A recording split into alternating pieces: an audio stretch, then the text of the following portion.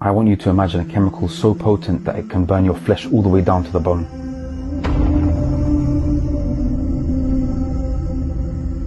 It can turn your eyelids inside out.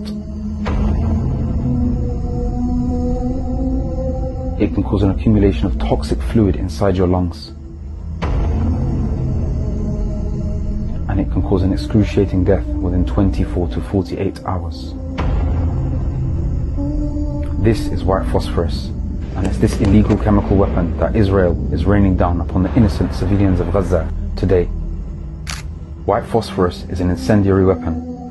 It's designed to set fire to objects or cause burn or respiratory injury to people through the action of flame or heat. White phosphorus bursts into flames when it comes into contact with oxygen, burning at up to 1500 degrees Fahrenheit or 816 degrees Celsius until nothing is left or the oxygen supply is cut. As an Iraqi, we know all too well about the disgusting after effects of white phosphorus. And here's why. In November 2004, after the illegal Iraq invasion, US forces spearheaded a military operation in the city of Fallujah, located just west of Baghdad, with the objective of eliminating Iraqi insurgents from the area, with their choice of weapon being white phosphorus. The hopeless Iraqi citizens fled the city in a desperate attempt to avoid the impending doom. Their vision was obscured by thick grey clouds of blinding smoke, petrifying everyone in fear of its deadly effects.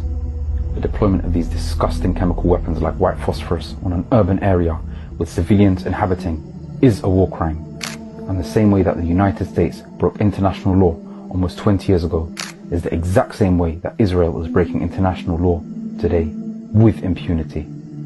The scariest thing about these chemical weapons is the long-term effects. And for the citizens of Fallujah who returned home after the US operation and were exposed to the remaining toxins that covered the city, it is they who would grow to witness their future generations plagued with the lifelong deformities. Because of their exposure to these chemicals during pregnancy, the years following the battle saw mothers give birth to children with harrowing neural anomalies, including 2 heads, missing or non-functioning limbs, cleft palates or other deformities that would leave these innocent children handicapped for life if they even made it out of the hospital alive. Children aged 15 years old and younger make up half of Gaza's population, with a staggering 91% of them suffering from PTSD.